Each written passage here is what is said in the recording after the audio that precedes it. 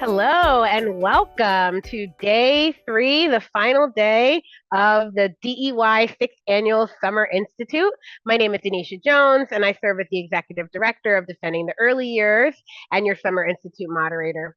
Today, we're going to focus on threats to quality in early childhood education and care. Before we get started, I'd like to review a few logistics. So first, we are recording today's session, and we will send links to the recordings for all 3 days to everyone who registered. We are also live streaming on our Facebook page. We invite you to use the chat to communicate with all the other attendees. Feel free to introduce yourself, share any references, but we ask you to specifically ask your questions for our panelists and our co-moderators into the Q&A function. We will have time at the end, and so we ask that you put the questions there. We also would love your feedback on the Summer Institute. Please click on the link to our evaluation form, which will be shared in the chat, to share your thoughts on our topics and our speakers. If you would like a certificate of attendance, you can also let us know on the form. We also hope you enjoyed our first Summer Institute workbook and will consider sending your completed workbook to our project coordinator, Zoe Kim, for an additional 3 hours of attendance on your certificate. Details are also in the evaluation form. Before we begin with our panel, I wanted to take a moment to name the threats that we will be discussing today. There are many threats to childhood taking place across the globe that we would be remiss not to acknowledge. Violence and war in Palestine, Ukraine, the Congo, Sudan, Haiti, and many other places continue to threaten children's right to exist peacefully. Gun violence, homelessness, food insecurity, and lack of access to health care continue to threaten children's right to grow and develop on our own land. And of course, racism, Islamophobia, anti-Semitism, xenophobia, homophobia, and transphobia continue to threaten our vision of a just and equitable early childhood for all. Though many of these threats are man-made, they are often beyond our individual power to change. But instead of addressing these threats, sometimes our elected officials are enacting threats of their own. These threats come in the form of legislation, banning books, banning training on diversity, equity, and inclusion, mandating scripted curriculums like the science of reading, and mandating more standardized tests in the early years. So I'm going to go through each of these threats and show you some images to help you a context, just in case you're unsure of how this all relates to early childhood education and care. PEN America has tracked the growth in book bans in recent years. This map shows the book bans in schools by state from July 1st, 2022 to June 30th, 2023. So most of the books being banned are young adult novels. We know that many early childhood books are also banned. This led to DEY to form the Banned Book Club, which we will discuss more later, but we'll also share a link in the chat. The ban on young adult books is also a threat to quality in the early years. This image from PEN America shows the topics of why young adult books that are often banned. Often these topics are seen as disturbing or divisive, and teenagers are denied access to these books as a result of school and library bans. But recent research has found a host of benefits when adolescents are allowed to read so-called disturbing and divisive titles. So I'm now going to read to you the text on this image about this research. So the article is called Teen Choosing to Read, focuses on 258 eighth grade students at a middle school where reading scores fell below the state average at the start of the study. As part of the study, teachers built large classroom libraries, stocked primarily with high-interest young adult novels, and then jettisoned assigned readings, instead setting aside time for students to read from and discuss choice novels. The results were impressive. Reading scores grew, and the researchers Ivy and Johnston noted that students in the study became more strategic, with a stronger sense of agency in their reading, and were prepared to actively select and engage challenging texts.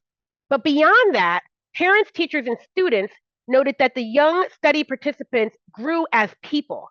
Not only did they become more engaged in their schoolwork, they also became more empathetic, less judgmental, more likely to seek multiple viewpoints, morally stronger, and happier. And we're going to share the links to this article, which was from an organization called Texas Freedom to Read, and also links about this study and why it's important. The study, again, was called Teens Choosing to Read, Fostering Social and Emotional Intellectual Growth Through Books. We also know that exposure to anti-bias books and stories with diverse representations are important for young children.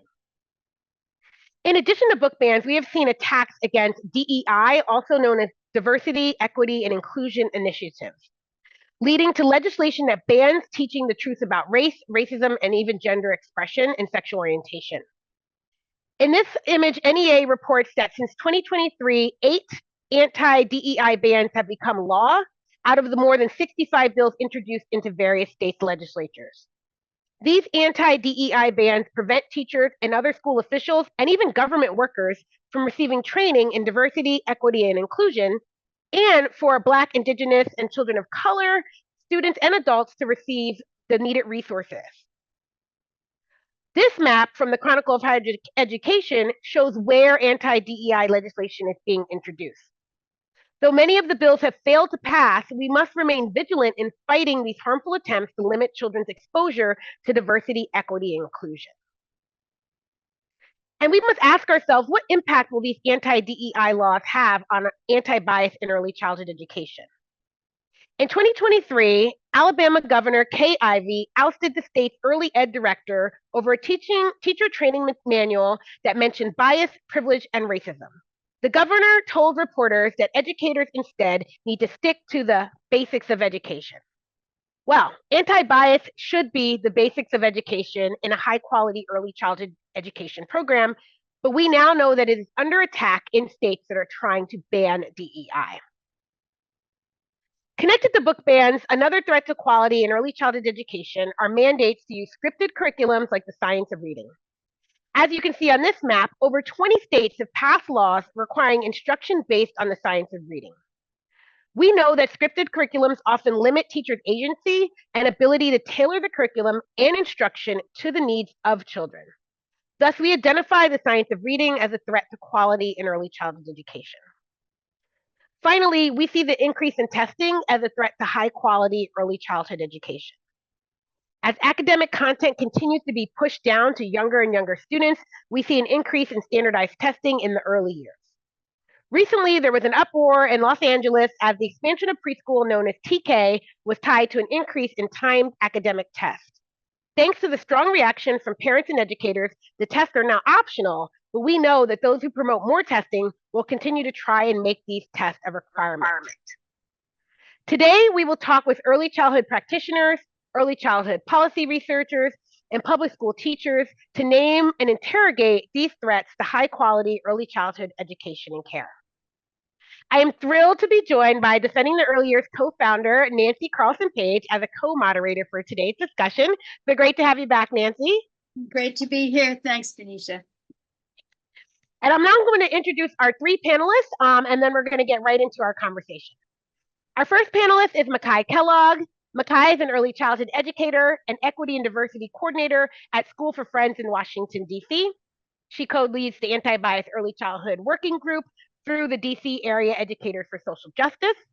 We'll be sharing more about Makai's bio in the chat and also links to her recently published book and an article that she's written as well.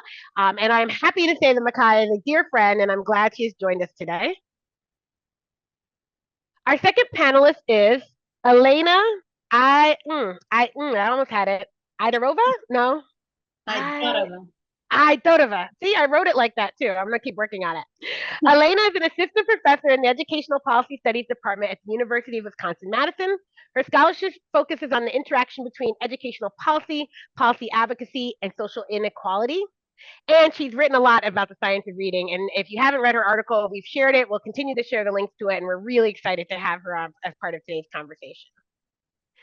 And our third panelist is Cassie Greeley. Cassie is a retired educator from the Cambridge and Boston Public Schools and recently published her second book, Testing Education, A Teacher's Memoir. And though she's not an early childhood teacher, she's an experienced educator and understands the challenges of testing in the public school system. And we welcome her thoughts and perspectives as well, too. So thank you all so much for joining us today. Let's begin with you, Makai. I want to start with you because you're a practitioner currently working in early childhood education and care. Can you tell us your thoughts on the threats to quality we outlined today, the book bans, the attacks on DEI, science of reading mandates, and an increase in testing? Specifically, how do these threats impact your ability to provide high quality early childhood education and care? All right, can you hear me? Yes. Okay, great. Well, it's a pleasure to be here. Thanks for having me. So I want to start by sharing my context and what I do. I work at a play-based Quaker independent preschool for children 12 months to 5 years old. I teach in an environment where curiosity and wonder are encouraged and children play throughout the day. I created the role of Equity and Diversity Coordinator to ensure that the anti-bias values of the school continue to be strengthened. So that means I partner with families and teachers to engage in discussions, reflection, and planning around equity and social justice. And the primary DEI work I lead is anti-bias education, which supports positive identity development, appreciation of differences, and the interruption of bias. And there are 4 core goals of identity, diversity, justice, and action, which are also broken down to specifically address many social identities. And in an anti-bias early childhood program, culture is respected, which includes language, religion, traditions, holidays, etc., because everyone has their own culture and ways of being, even in homogenous and white dominant spaces. Also, families are honored, self-expression and differences are celebrated, children learn to call out unfairness and advocate for justice. And now, in order to implement anti-bias education, there must be reflection by the adults working with the children. The administrators and the teachers have to commit to authentically and intentionally working to challenge their own biases and supporting children as their biases are forming. And you can go even further because Denisha created an amazing anti-racist curriculum framework for teachers that goes really deep into how children are socialized within the system of white supremacy. So in efforts to ban books and discussions about race and gender, among other identities and topics, individual parents, school districts, local and state governments are effectively undermining children's capacity to acknowledge diversity, develop positive self-identity, ask questions, and generate their own ideas. And both the attacks on DEI and books work to eliminate collective value, critical thinking, and any forms of resistance to oppressive systems. So in doing so, the myth of meritocracy is perpetuated so that children believe that people who have more things or nicer things do so because they are more deserving or worked harder, while those who don't have access are not deserving. It preserves a good-bad binary. It also reinforces the idea of superiority or inferiority based on who is represented and how they are represented. And, you know, there are many ways of being, many ways of speaking, many ways of learning, and there may be a dominant way, but none are better than the other. And it's not only important for children to know this, but for adults as well. And I have a little story I'll share later. The book I just co-authored centers empathy, perspective taking, and social justice. And in order to cultivate these in the early childhood classroom and beyond, books are essential to introducing children to people, places, and ideas that are different from what they may be familiar with, as well as affirm who they, their family, and community are. Books also explore a vast range of topics, like from emotions to friendships to fantasy and historical events. I introduced my chapter with a quote from a Clint Smith article on selective empathy, because that's a consequence of lack of information and awareness. It's easier for me to dehumanize and blame someone I believe that I don't have a connection with. Also, including some but not all history or cherry picking a whitewashed or sanitized version of a story leads to ignorance and repetition of harmful practices. Children don't get to grapple with true history and instead deal with or avoid the cognitive dissonance once learning the truth. Because I want kids to grow up developing opinions based on reality and to be able to have conversations and discussions with others who come with different perspectives. So a few months ago during lunch, a student whose both parents are European, the student shared that they aren't allowed to use their hands to eat at home. And, you know, we're talking about food, you know, just having a conversation, and he mentions this. And then I tell him that, like, my family's from Afghanistan and I grew up eating on the floor on a mat and often use bread as a utensil. and that lots of people all over the world, do so as well. And then the kids jumped in. They're like, I use my hands to eat pizza or a sandwich. And so in the end, we got a lot out of it. In the end, the message was that some people eat with utensils, some with their hands, and some use both.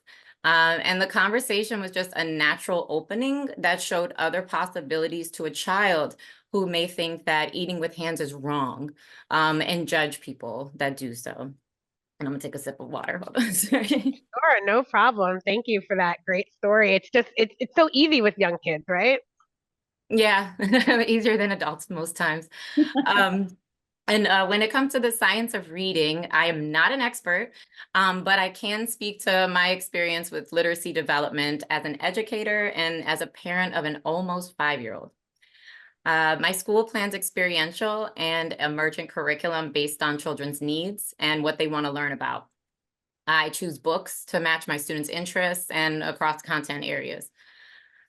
Now, during family teacher conferences, there are often families who have strong concerns related to their child's ability to read, write their name, and recognize numbers. And so I have to reassure them and explain the ways their child is practicing language and literacy skills on a daily basis. Because adults in general, I find, place value. They place value on children who can read and write, and they may feel that their child is inadequate or unprepared for elementary school. And in the classroom, I observe children's exploration of print and create play-based experiences with the children through their interest. So that could look like opening a restaurant in dramatic play where children take orders on a notepad, or look at a menu with large print and real photos.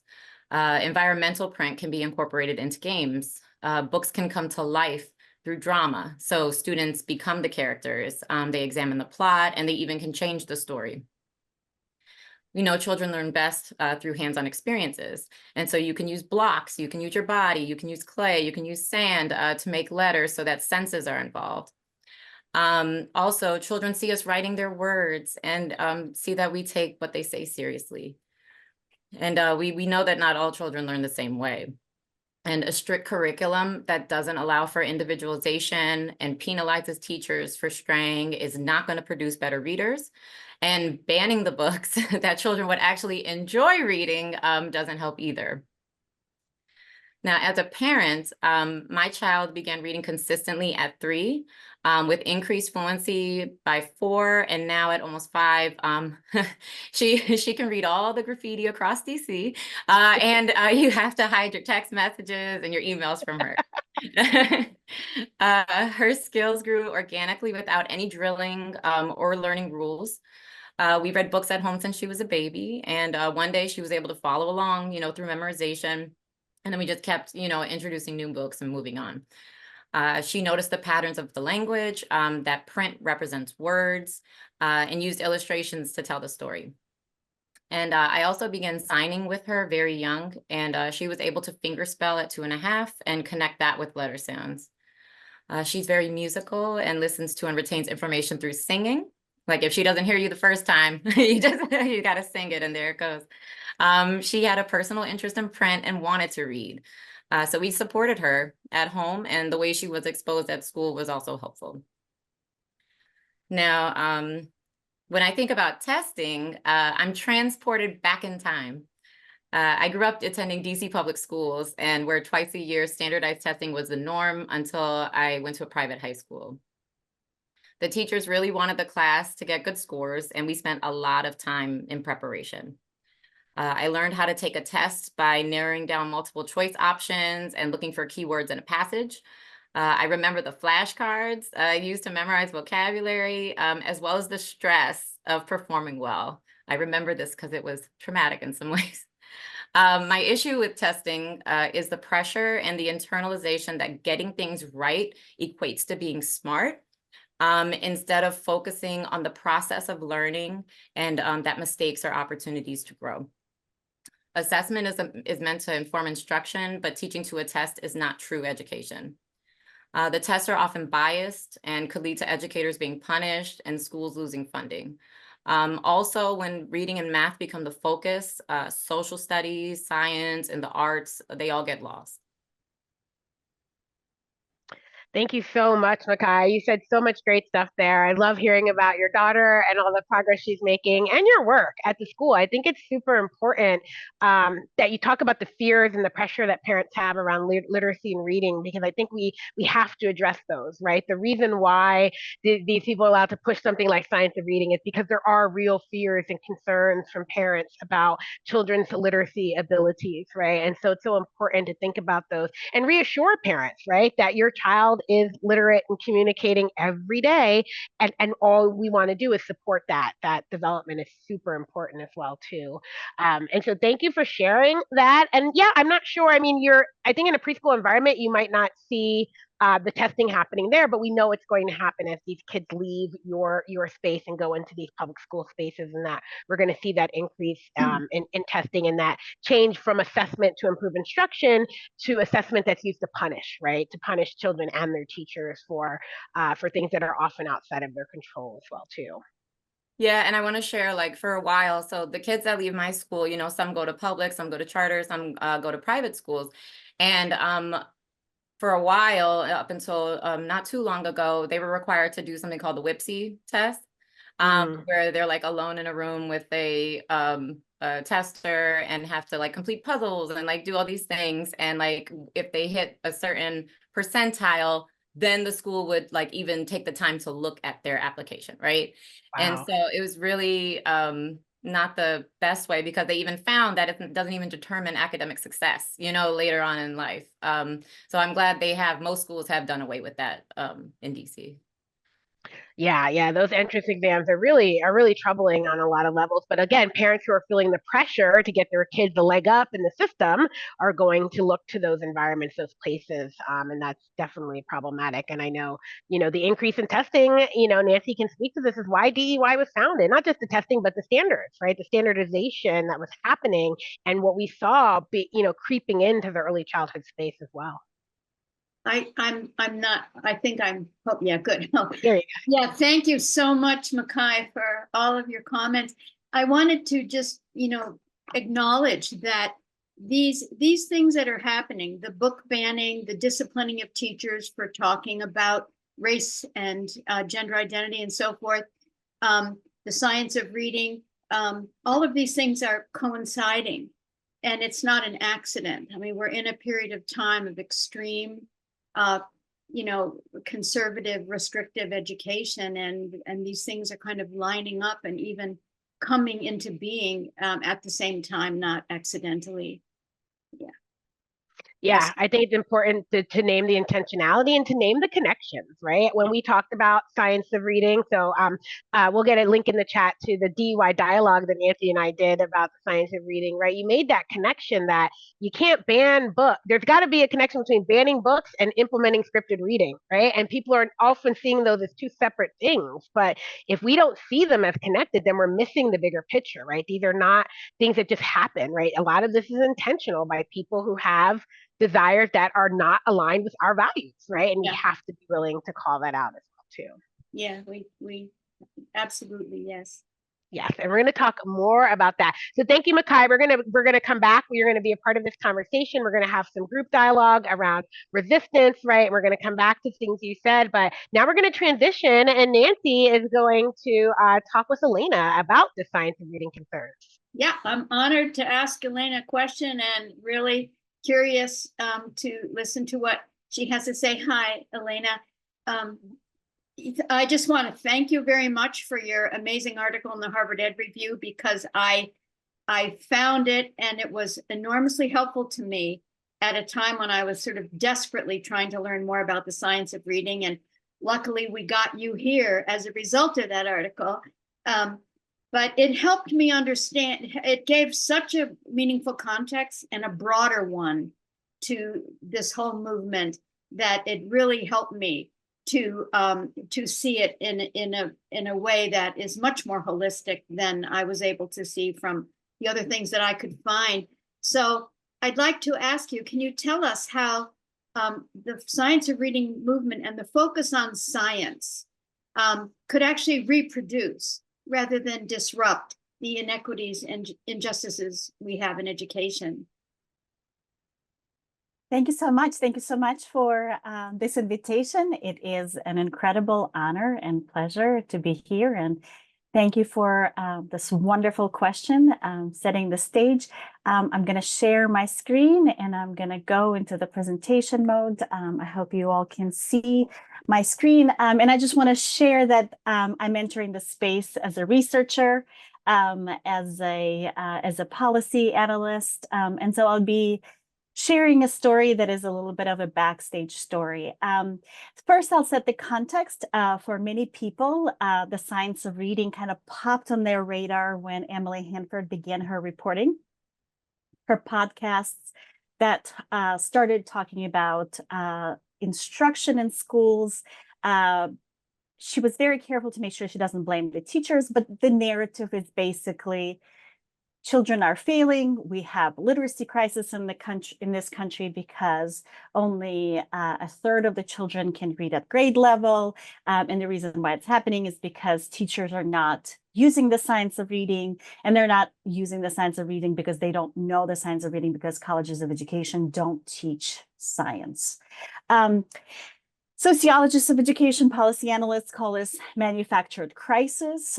We have literacy concerns, but those have been the same over the last 30 years. And it didn't matter what approach was mandated through policy. We've always had uneven access to literacy and uneven performance of literacy. It has a lot more to do with social inequalities and the ways in which we have inequitable access to resources across this country. And instead of addressing these core issues, we're now focusing on this. But this is what people hear. They hear, and this creates this angst and an anxiety that has already been mentioned. And as a result, we have about 38, 39 states that have passed science of reading bills.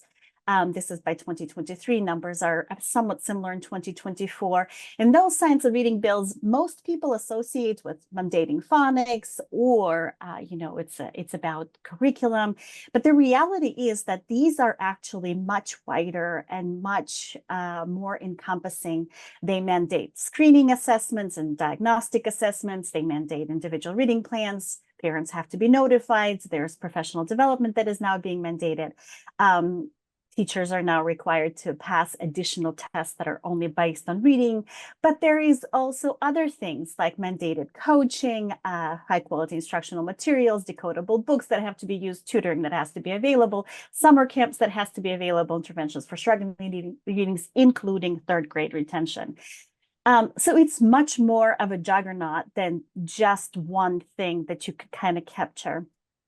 And before I move on with more of my story, I want to highlight how science of reading gets discussed in policy contexts. Because again, this is the focus of my work. How do people define what science of reading is when they interact with legislators, policymakers, or other decision makers? Well, Emily Hanford, when she talks to audiences like that, uses Mark Seidenberg's blog. Not his book, not his articles, but his blog, and defines it as basic research in psychology, cognitive science, neuroscience. However, people who are most influential when they talk to legislators, and that is National Council on Teacher Quality and organization that is called Excel in Ed, or Foundation for Excellence in Education, that was started by Jeb Bush in 2008, to push for ed reform that actually centers on choice, alternative routes into the profession, expansion of charter schools, and the use of technology, frankly, as a replacement for teachers and teaching. These organizations have a lot more direct contact with legislators, governors, and Department of Ed officials, both at the federal and state levels. And they talk about the science of reading as the big five: phonics, phonemic awareness, vocabulary, fluency, comprehension, using the National Reading Panel report from 2000. And when I first encountered this, I was really puzzled because it didn't make sense to me. First of all, the definitions don't really match. And then second, these big five are covered in most places. I don't know any place that says we're not going to teach our children how to comprehend books when they read, right? Like, it just doesn't make sense. However, one of the most frequent things that I have heard in my research is how people talk about science of reading is whatever you want to call it. right? So it's not an accident that it has this really vague, not stable definition that people keep trying to attach. And so the first thing that I came through, and this is the point I want to make, is that science of eating is not about science. It may be about science in academia or other contexts, but when it comes to policy, when it comes to bills and decision makers, it is not about science. It is about other things. And to help us understand what this might be, I'm actually going to grab this Scarborough rope that is often used when teachers are pushed through professional development about science of eating, and I'm going to reappropriate it. And I'm actually going to say that science of reading is a lot more about curriculum reform. It's about centralization and standardization. It's about deregulation of teacher preparation, the ban of social promotion. It's that third grade retention that is popping up. It is also about privatization of instructional core. And it is being supported by advocacy of parent groups, professional groups, think tanks, philanthropies, and so on. So that's why we see it spreading so fast around the country and around the world right now. I will only have time to focus on curriculum reform in my talk, but I want you to hold that complexity in your mind. It's an octopus with many more legs than just this. And to talk about the curriculum reform, I am going to focus on the group that is called Knowledge Matters Campaign. Some of you might have heard about this. Some of you might not have heard about this. They were started by the organization Standards Work that originally supported Common Core state standards. They participated in development. They participated in development of curriculum, professional development for that. And they started this Knowledge Matters campaign. And when the Common Core began to decline, people lost interest in it, Knowledge Matters campaign stepped in to support what they call curriculum renaissance. The transition to curricula that received all green reviews on Ed Reports. Again, Ed Reports is an organization started by Bill Gates to review curricula that aligned with Common Core. They received a grant from Charles Koch Foundation, right? So the billionaire who supports the most conservative causes. And they started this campaign that involved a national school tour, going around the country, looking for stories of success in the classrooms where these curricula were implemented for knowledge, language, arts, wit and wisdom, EL. They also received money from the actual publishers that produce these curricula. And these are the curricula, right? The curricula produced by these publishers are named as high quality instructional materials by Knowledge Matters campaign, and then subsequently as the curricula that align with the science of reading mandates. They have designed a review tool for states that adopt science of reading bills. They provide this curriculum review to help them select the curricula that match the mandates for science of reading, except there's a bit of a tiny problem, right? They say in their own curriculum tool that it actually doesn't look at foundational skills. So if you think about, right, science of reading, about phonics, phonemic awareness, and all of a sudden these curricula are being promoted by organizations that says, oh, but we actually don't really look at the foundational skills, you kind of begin to see how things fall apart, how science of reading is not necessarily about the things that are publicly claimed as the main agenda. I'm going to focus next on a specific curriculum, and that is Core Knowledge Language Arts, CKLA. It was actually designed by E.D. Hirsch, and some of you have been around know in the 80s, he wrote a book, Cultural Literacy, claiming that all Americans have to know some basic facts. That was very controversial, right? Because it was dominant knowledge that was being promoted as the thing that everybody had to know and discredited other ways of knowing and being that other groups in this country represent. But Hirsch did not stop there. He continued to argue that U.S. needs to have a national curriculum, and he continued to argue that there are facts that everybody needs to know. So he first developed a sequence based on this list, and then he developed this curriculum. When the Common Core state standards were introduced, he supported those standards and said that his curriculum allows for the implementation of Common Core state standards. What's important about Hirsch is that he believes that there are achievement gaps because of multicultural education. He says it is these teachers who think that there is oppression or injustice that are responsible because they teach children to feel like they're victims. They teach them to give up and expect that someone else will take care of them. And this very problematic argument then is connected to another hand of this agenda, and that is the attack on progressive education. And the argument there is that progressive educators who believe in humanistic values do not give children access to knowledge that they need, and therefore create knowledge deficit. And then again, that is what is responsible for the achievement gap that we see in the country. Very problematic thinking. But this is the thinking that informs one of the curriculum packages that is being spread around the country, that is based on the principles of direct instruction, right? Because remember, progressive education is at fault. It follows scripted teaching because teachers are not to be trusted with what they will do in the classroom. And it has tight sequencing of topics that prevents teachers and students from pursuing other questions. And Hirsch continues to write about the fact that CQLA is the answer. It has to be used as a common curriculum around the country. And he makes the argument that this is how you achieve equity. You give everybody the same curriculum and you teach them all patriotism so that they will love the country. And therefore, we will have equality and prosperity and all sorts of other wonderful things. This argument fits very nicely with the network of conservative groups that have been very active and very influential. American Enterprise Institute, Manhattan Institute, all of these groups amplify this message and spread it around. And they don't spread it around just among like-minded actors. They have massive influence on legislators, massive influence on governors, massive influence on Department of Education officials. And these are also the same groups that are banning books. And these are also the same books that are pushing for legislation that bans the discussion of diversity, equity, and inclusion. None of this is an accident. It's the same agenda. So I want to make this point clear that in policy context, science of reading, despite what people say, is not about equity, diversity, or inclusion, or at least not in the way we define those terms and we think about those issues. And I'll briefly talk about what's happening alongside science of reading.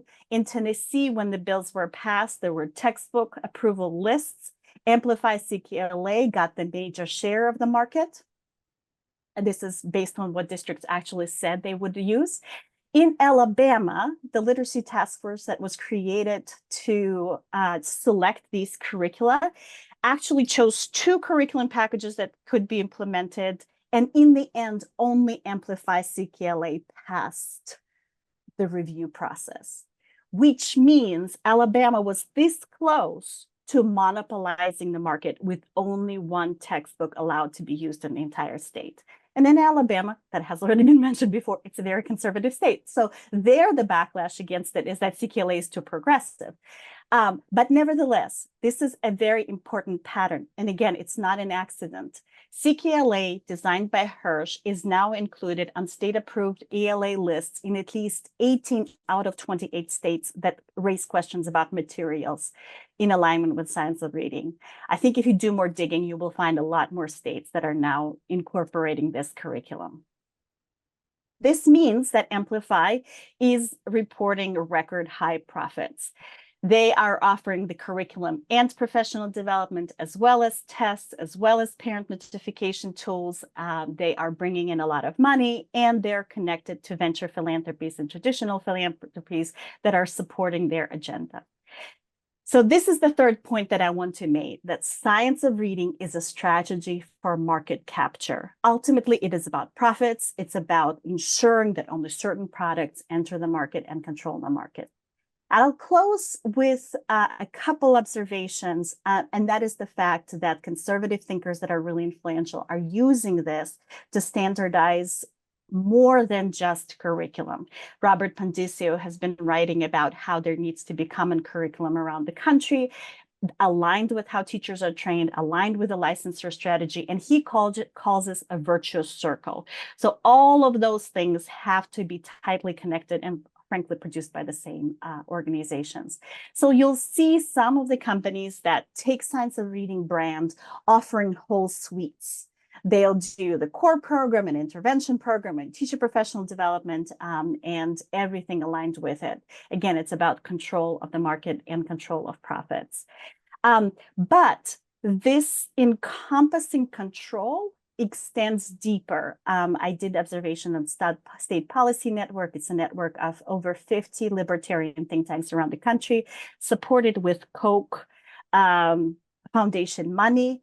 And in their education policy conversations, they're talking about this virtuous circle that Denisha wrote about, to talk about how equity, diversity, and inclusion is radical indoctrination, left-leaning radicalism. So if we just focus our teachers on content, they will have no time to do anything else, right? So it becomes this focusing event to move teachers, schools away from pursuing any kind of reparations or any kind of efforts to undo the historic harm in this country. So I have shared with you just a brief snippet of this map of interconnections where Knowledge Matters campaign is connected to foundations and curriculum producers and conservative think tanks, as well as major philanthropists that are funding these efforts to transform more than just reading instruction. We are really talking about the transformation of educational systems, of educational practices, and ultimately who we are as a society. And that's what I want to emphasize, that this becomes a rewriting of the social contract, where at the center of these conversations, students are used only performatively, right? Ultimately, it's about companies and like-minded actors that are also resulting in much more authoritarian forms of governance. Decisions are being mandated without true democratic dialogue or deliberation. If I don't get a chance to to share my contact information, if you have any questions, please feel free to reach out, but I'll be happy to answer any questions folks might have for me. Wow. That was really, really good. Okay, Wow. I'm reeling, Elena. I'm really I reeling know. here. That is so helpful. Yeah. I hope we'll have those slides available for people. That information is so helpful, and there was so much you packed in there, and it's profound, and it's really enlightening to make the connections that you to ride along with the connections you've made that are really meaningful and profound. And they help us to understand what's happening with the science of reading in a much bigger context, and something that we have to get really, really informed and active about. And we're trying to do that. I appreciate so much what you've shared here. So we'll hear more from you. Thank you.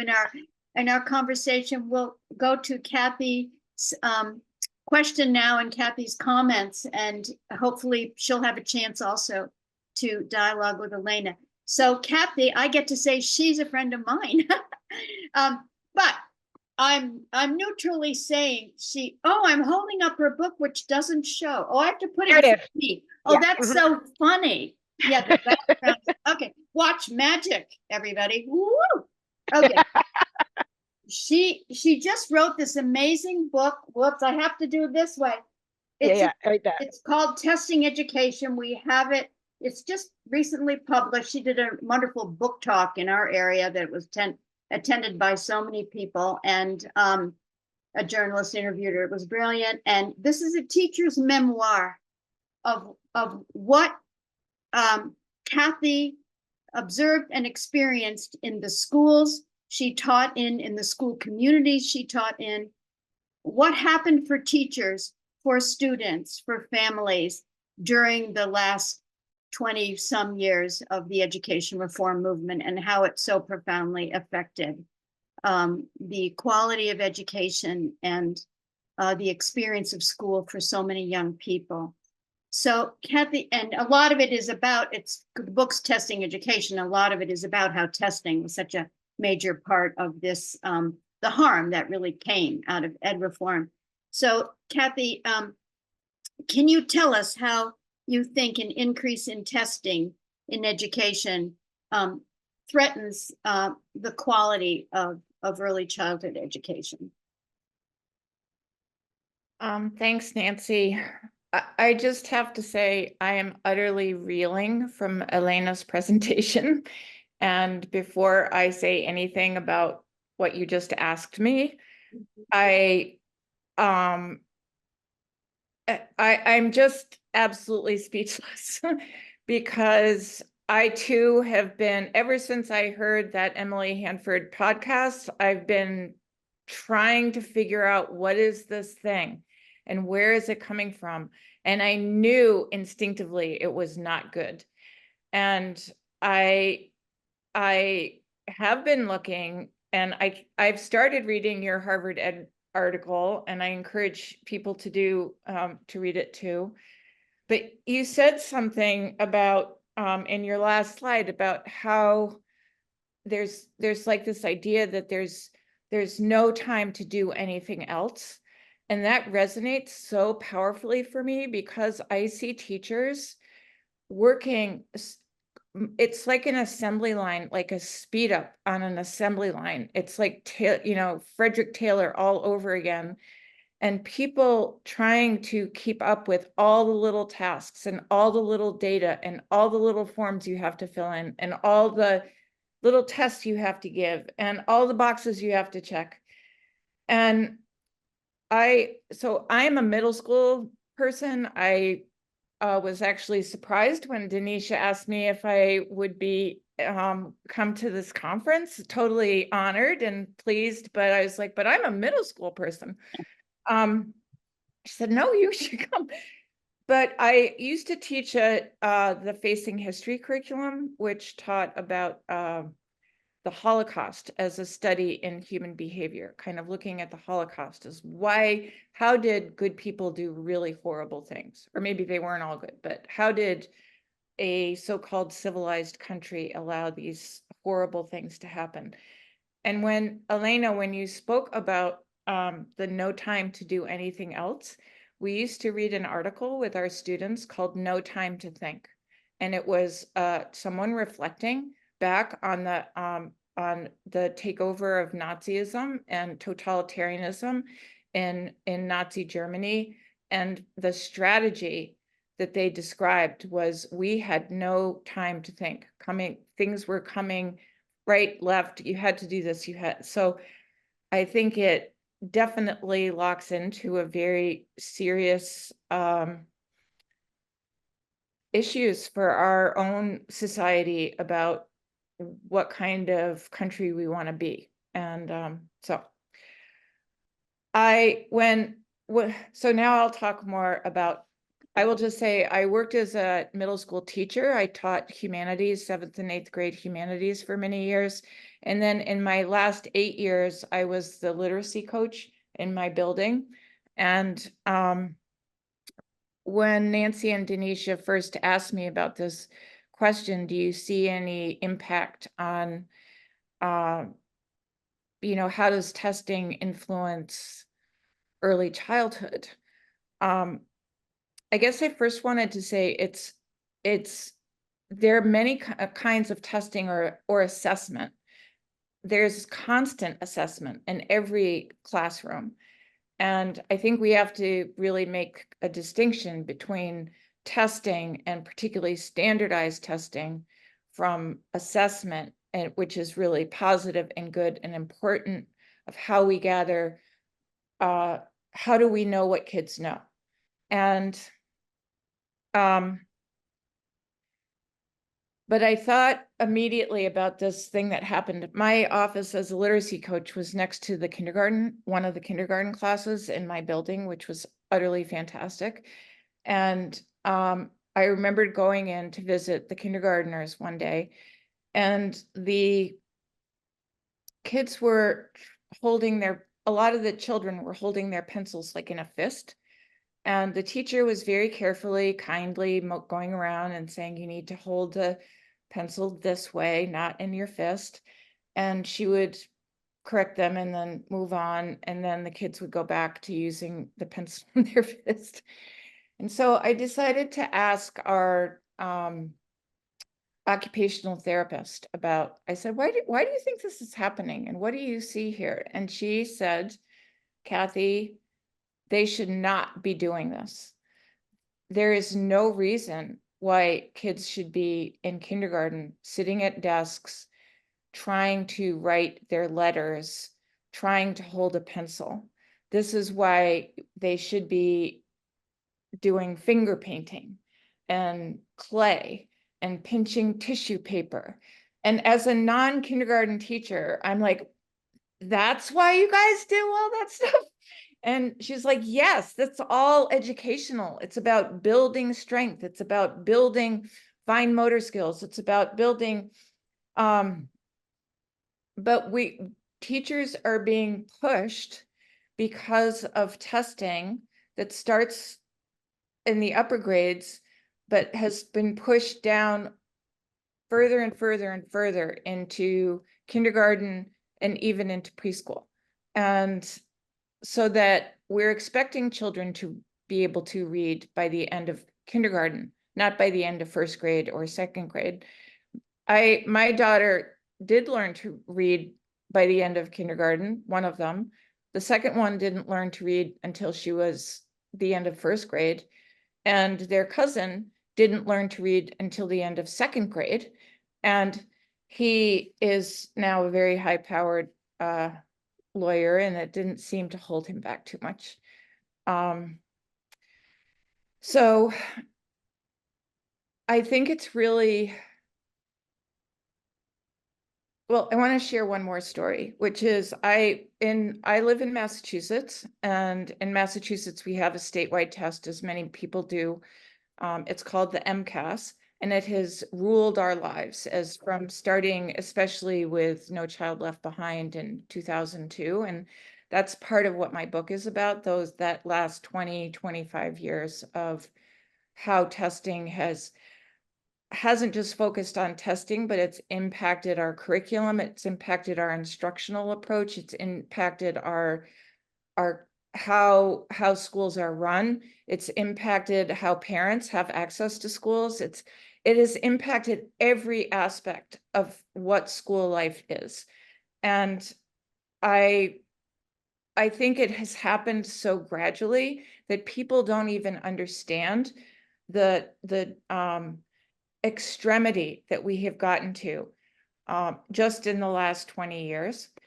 So I've invited a group of friends who were all retired Cambridge teachers to form a little group to fight against standardized testing and to push back around this kind of extreme corporatized ed reform. And in our very first meeting, there were about 12 of us that came, and we were sitting around the kitchen table, and we represented people from pre-K up through high school. And we each went around and told our stories about how testing had impacted us. And it was mind-blowing because each of us had felt this impact of these demands around tests, which leads to narrowed curriculum, as Makai pointed out, which leads to the lack of choice, all of these things. But to hear a preschool teacher talking to a high school teacher when she said, you don't understand that we are being asked to give kids worksheets now in preschool. Our district just passed an elementary school schedule that calls for eliminating choice in all grades except for kindergarten, where they can have choice for 2 times a week. They have limited nap time to 10 minutes a day for 4-year-olds, no nap for 5-year-olds. They have focused the principals give teachers their schedules with huge literacy and math blocks, and they have cut out science and social studies. Whereas in my school, we used to do these beautiful integrated units where kids were learning about bugs, or they were learning about the ocean, and they were developing their reading and writing skills around and developing amazing vocabulary because they were talking about nocturnal creatures and diurnal creatures. And, you know, these were 6-year-olds. They have cut back time on lunch, cut back time in recess. And all of this is because they want to raise the test scores for our district, so our district leaders can say they're succeeding. The good news is that parents, by teachers leaking out this information to parents, because right now, at least many of the teachers that I know are too scared to talk to parents and say, I'm worried about this, or I don't believe in this, or how do we, this is not a great, I just saw the not to mention music PE art. Thank you for that addition. But teachers are scared. And so it was parents, it got leaked out to parents, and parents really started to organize and push back, but they haven't totally succeeded. And I know we're going to get into later talking about actions, or how do we mobilize to push back against some of these really, I think, authoritarian kinds of reforms. But I think that's one way. So I could go on and on. I won't keep going on. But I did want to share one letter that a kindergarten teacher, maybe many of you have seen it. It had been published in the Washington Post in 2014. So this was 10 years ago. And it was from a teacher named Susie Slater, who was a teacher here in Cambridge. And she resigned. And she said, in this disturbing era of testing and data collection in the public schools, I have seen my career transformed into a job that no longer fits my understanding of how children learn and what a teacher ought to do in the classroom to build a healthy, safe, developmentally appropriate environment for learning for each of our children. I have watched as my job requirements swung away from a focus on the children, their individual learning styles, emotional needs, and their individual families, interests, and strengths, to a focus on testing, assessing, and scoring young children, thereby ramping up the academic demands and pressures on them. And I'm just going to say that was 10 years ago, and it's only gotten worse.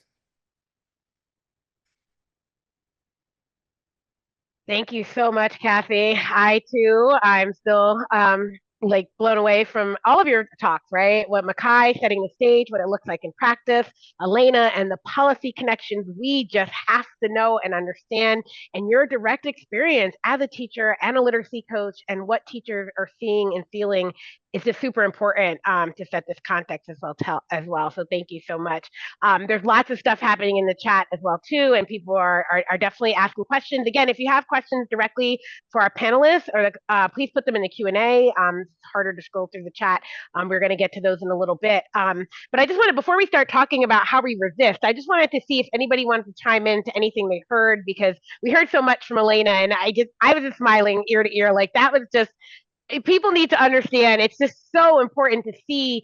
I love those graphs where it's like the maps where they show how all of these connected names popped up that I forgot about, like Petrelli and Fondisco, and these people who have been around forever. They have been doing this forever. This is not new. This is the same playbook that ALEC had in place when they were rolling out the Common Core, when they were rolling out PARCC testing and all of this, and it's just got a new name called the science of reading, right? And so those things really get me going, because I think people think, oh, this is good. It's good. It's science, right? I mean, that's one of the questions people have asked, right? So why don't we start with that? Why is it called science when there really isn't any science backing this up, right? And now I've heard there's other science of movements, right? So we've got science of reading. What will come next? The science of writing, And so what do you think? If you could speak to a little bit about that idea that it's being labeled as science and people are just jumping on the bandwagon and thinking this is such a great thing. Well, Yeah. go ahead, Elena.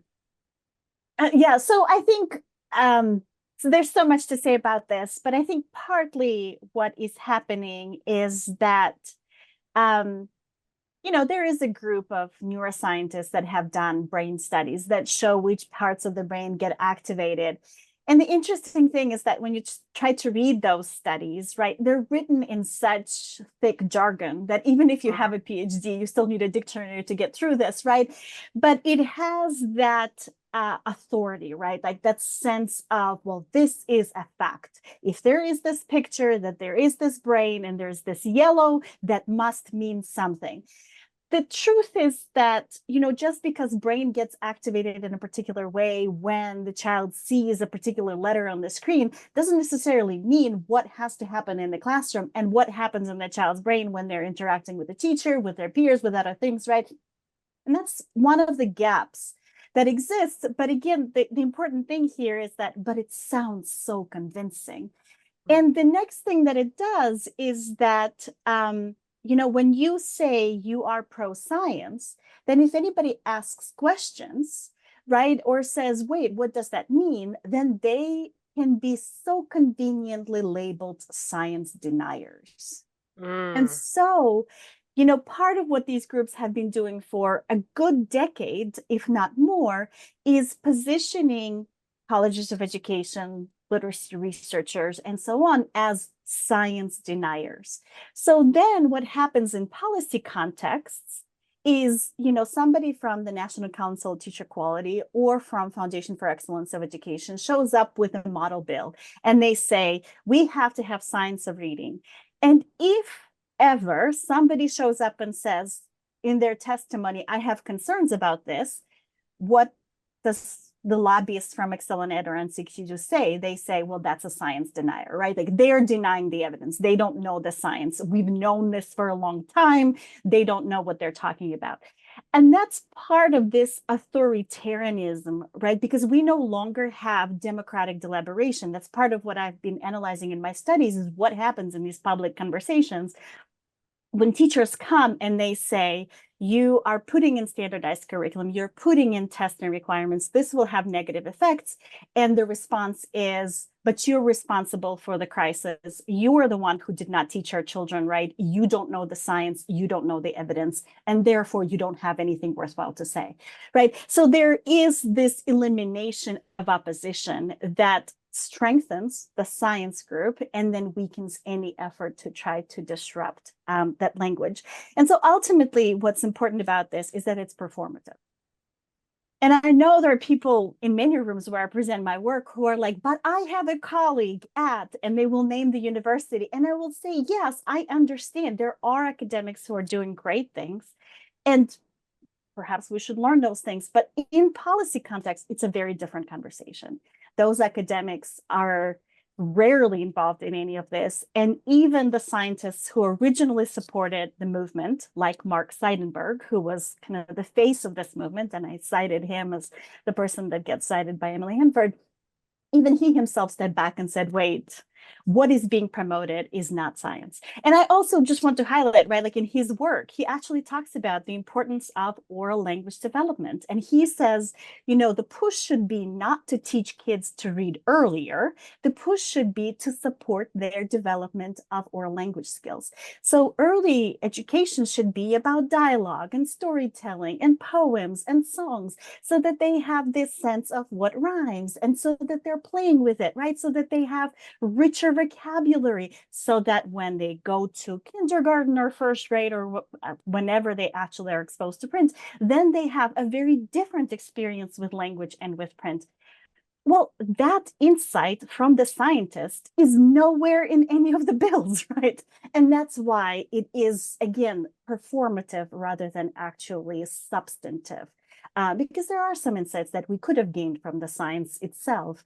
Instead, we are dealing with a conservative takeover that is mandating extensive testing, extensive standardized curriculum, and extensive control of teachers, because teachers are now also being evaluated on the fidelity of implementation of the same standardized curriculum, right? So controls are tightening around very particular tools. I've I read love a that. number, Yeah. I've read a number of comments by the people the neuroscientists whose studies are, held up as, what science is supposed to be. And they've said things like, first of all, yeah, the brain lights up maybe if you recognize the letter, but doesn't the brain light up when you're active, when you're talking, when you're interacting? I mean, it doesn't have implications directly, as you're saying, for instruction. But also they're saying the studies being quoted are very new, are very limited, haven't been replicated across different diverse settings or cultures, and way too preliminary to be used as a basis for what they're being used for, which is spreading out now 39 states, mandating certain curriculum based on this very small, limited set of studies. Yeah, and I think it's the control aspect, right? So if you study manufactured crisis, right? And so I kind of teach this to my students in my Foundations of Ed class using Diane Ravage's book, one of her books where she kind of laid out what the manufactured crisis looked like 10 steps, right? And so one of those then is you use the word science. So then if anyone who counters you, they're anti-science, right? But then the narrowing of the options to be what you want them to be. I think that is what is super important to point out. It's not just, oh my goodness, kids can't read and we have an illiteracy problem and we need to get better at teaching reading. No one is going to deny that, right? But it's that the only way you can teach reading in this state is by using one of these two curriculum packages, right? That tying it to something limiting like that is how this then continues to grow, right? Because it's not, to me, it shows the insidious nature of it, right? It's not so much tackling reading, it's about promoting one type of reading curriculum for all in a state that's now mandating that. And even if your state is not, so New York was not one of those states listed, right, as having legislation. I'm sure it's been introduced, it's not being passed, but I have seen a couple of colleges in New York State offering certificates and licenses for science of reading. So they're jumping behind it, preparing teachers, right? Because the emphasis has been on teacher preparation, right? So even if your state is not mandating it, you're going to see this show up. My kids' district, I went to a meeting where they were explaining how they're using their ESSA funds, every student's ECEC funds, and they are implementing science of reading in the younger grades, even though it's not mandated. It doesn't have to be, right? The mandation is terrible because it means you have to do it. But how many school districts are doing this without a mandate? I think that's the bigger concern as well, too. Using the word science, has a wonderful intimidating factor. As soon as you say it, they shrink down a couple inches and think, uh-oh, they know science and I don't know that science, so I better not question them. Also, Kathy, you and I have talked a lot about how kids learn to read. And one of the things I think educators generally agree on is that there isn't one way. That teachers who are experienced have seen a wide diversity in how children actually learn to read. First of all, like Kathy's quoting the ages, I have kids in my family who didn't learn to read, a number of them till 3rd grade. And they're all highly successful, smart people now. So just the idea that you're pushing it at a young age from an early childhood perspective is damaging, because if you push children to learn something they're not developmentally ready for, it is really confusing for them. And it's really undermining the genuine experiences they need to have to set a foundation for the literacy that's going to come later. So you've got this one size fits all approach that you're applying to every kid. I know kids who learned to read and never learned phonics. They didn't need it at all. Some kids needed more help with phonics. So a teacher has to have a huge, background of preparation to be able to recognize the different ways kids are coming into the reading process in terms of their development and their understanding of symbols, which has a real history. I mean, a symbolic imaginative play and block building and painting and drawing, these are all precursors to reading. They're using representational symbols. It's just that they're more unique to each child. But then you gradually get into looking at conventional symbols like letters and sounds, and it's actually a developmentally fluid process. It's not like you just come at them all of a sudden. and teach them rules. And by the way, Science of Reading is teaching them rules. You don't need to learn rules to learn to read. You don't need to learn rules to learn to talk. You learn to talk by talking, and you read by reading, and you don't need, that's sort of a more abstract adult thinking, that someone's teaching you the letter, the sound F is made these different ways. The letter Y appears different ways. You don't need that information to actually learn to read. You might realize it later, but you don't need it in order to read. And the other point is, it's culture free. So they're making reading, these programs, technical, as if it isn't connected to you as a person, to your identity, to your gender, your culture, your race. And there's evidence that taking literature, good literature books out of the classroom and using these just dry universal stories that have nothing to do with meaning and personal identity isn't anywhere. Taking the books out is more harmful than not, because that's what engages readers, is caring and making meaning from the printed word. Yeah, absolutely. Yeah, Cassie, please jump in. I just wanted to say two things. One, I think what I've seen, the limited things I've seen in their literature is it is a certain culture that is being promoted at the expense of all the other, like what Makai was talking about. There's the one culture, or there's this one way of being. And if you don't fit in, then there's something wrong with you. And I think that that's horrible and dangerous. I was at a party, an end of school party the other day, and was talking to a friend who works as a literacy coach with 8th graders. And she was very down. And I said, how are you doing? And she said, oh, well, our 8th graders really rocked the MCAS this year. They did a great job. Their scores went way up. And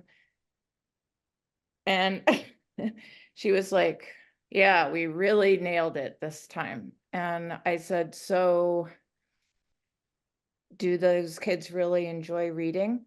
And she said, no, they hate reading. They do everything they can to avoid reading. And she said, I feel like I can't remember the exact expression she used, but she is like, my job now seems to be to intensively prepare kids to do well on these tests, no matter what and I'm doing it because that's what I have to do, but it is eating my soul.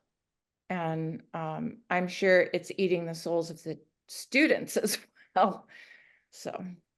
Yeah, and I have always voiced this concern that now, someone mentioned in the comments that they've heard Science of Reading is for struggling readers, for people with dyslexia. And I agree that we do have people who don't learn to read, whether it's through phonics or through whole language or through exposure to print or through book, right?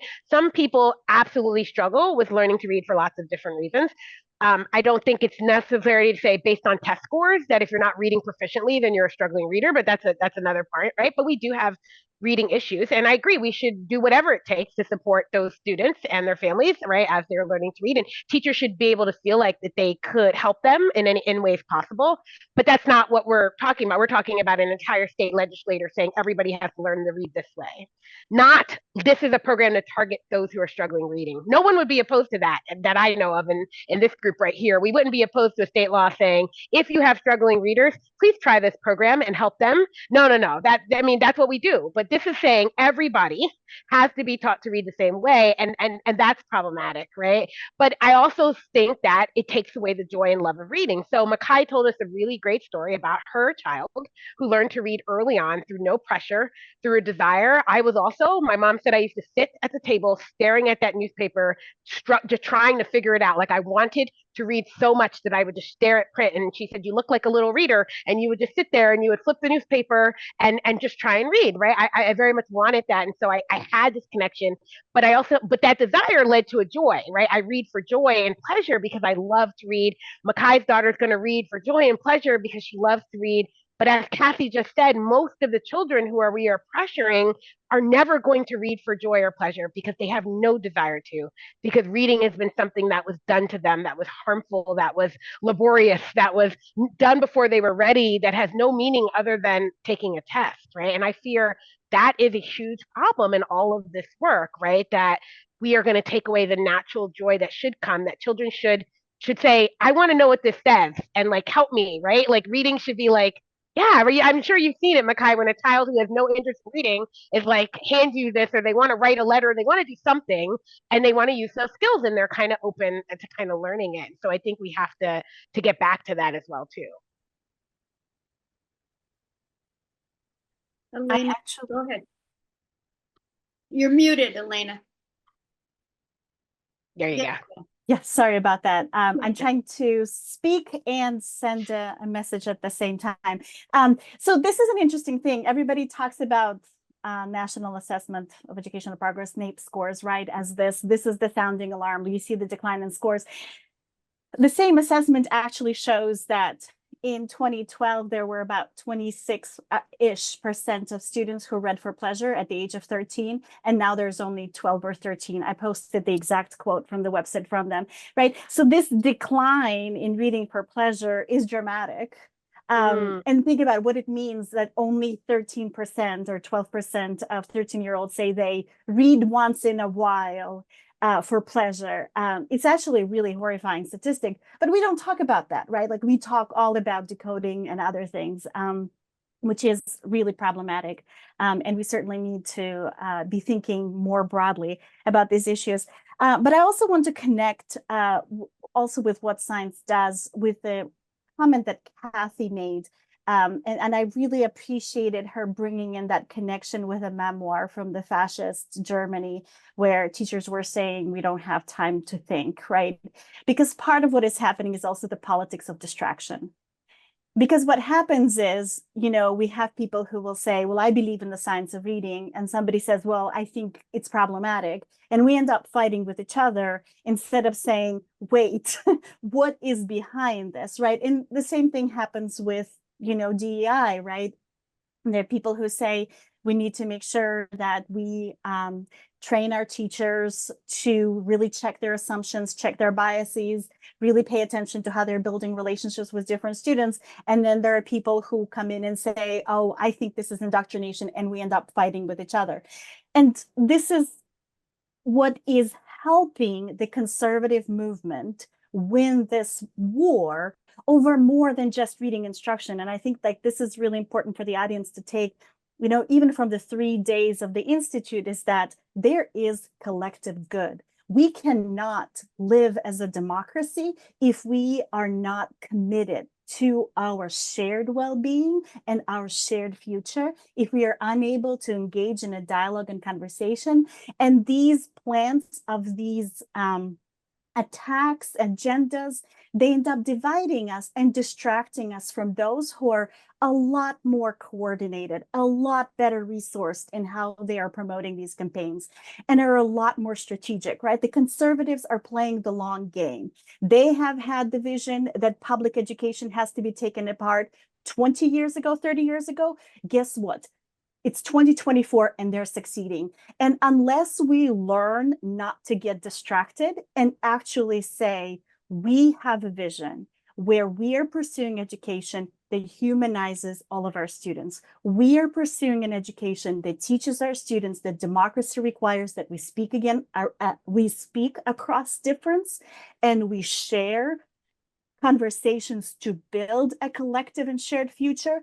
Like, this is what we really need to be pursuing, right?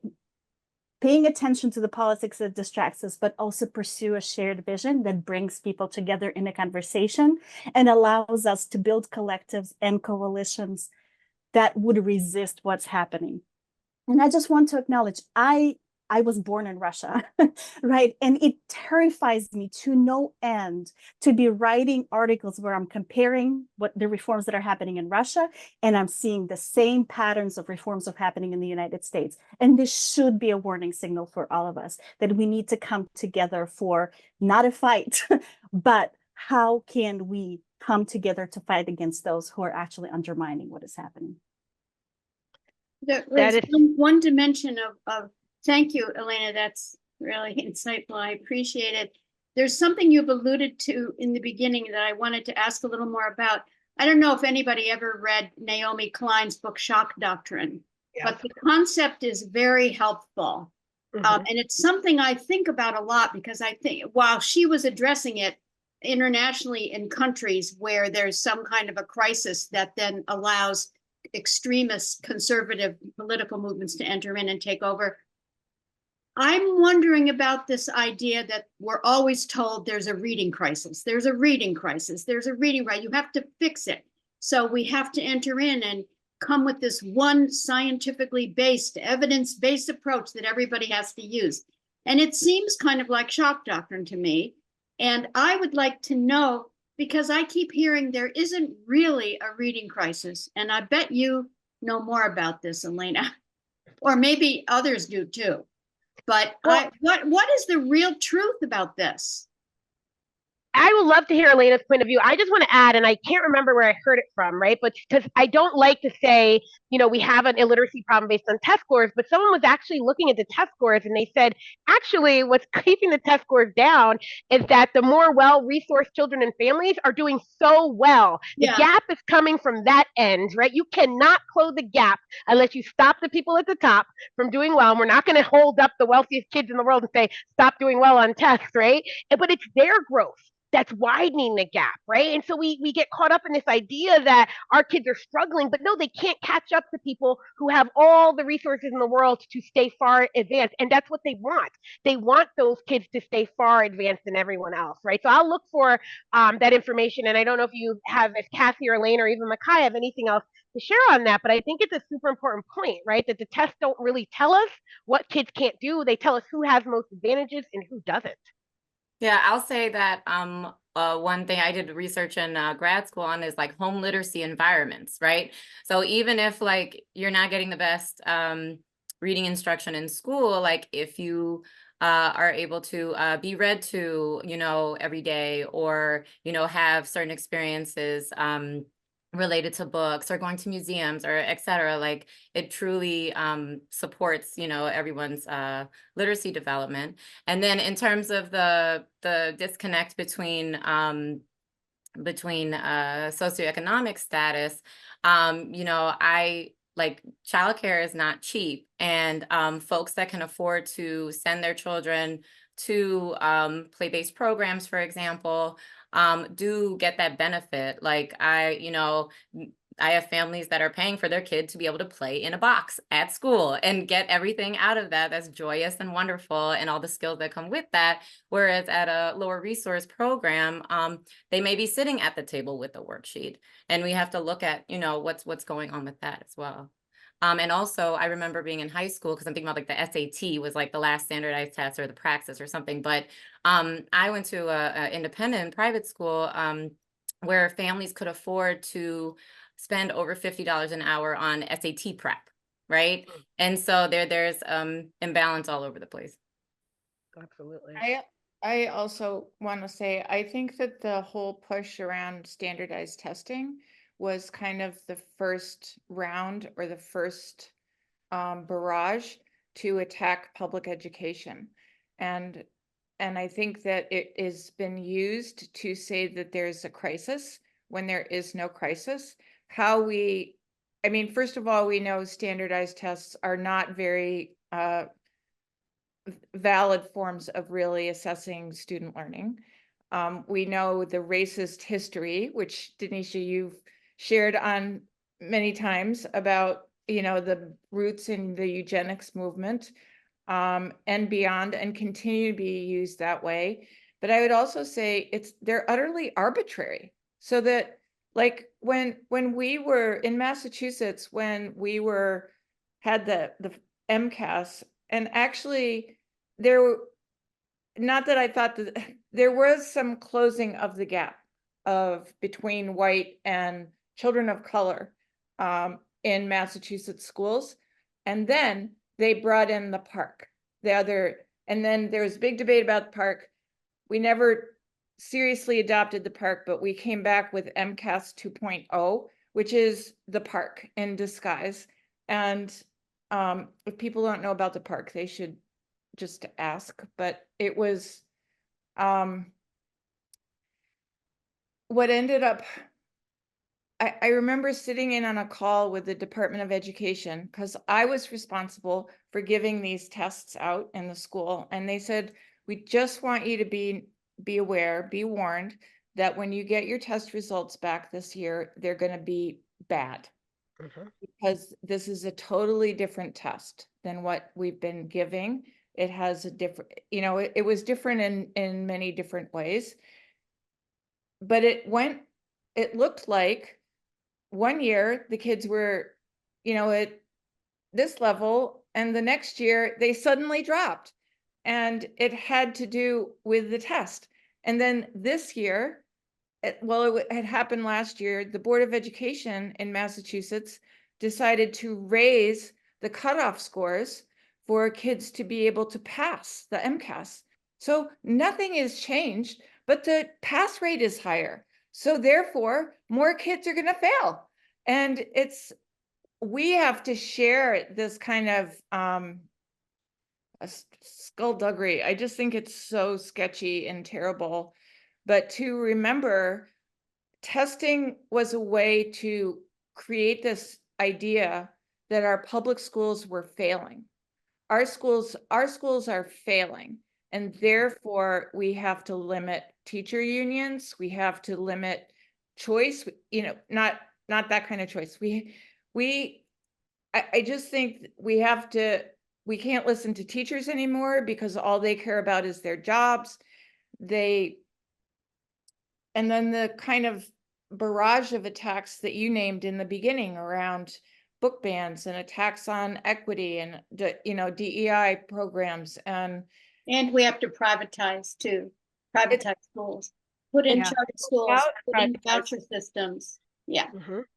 And anyway, I will stop, but I think that it just echoing, this is a plan, and it's all very intentional, and it's been incredibly thought through and funded by the biggest billionaires in the country.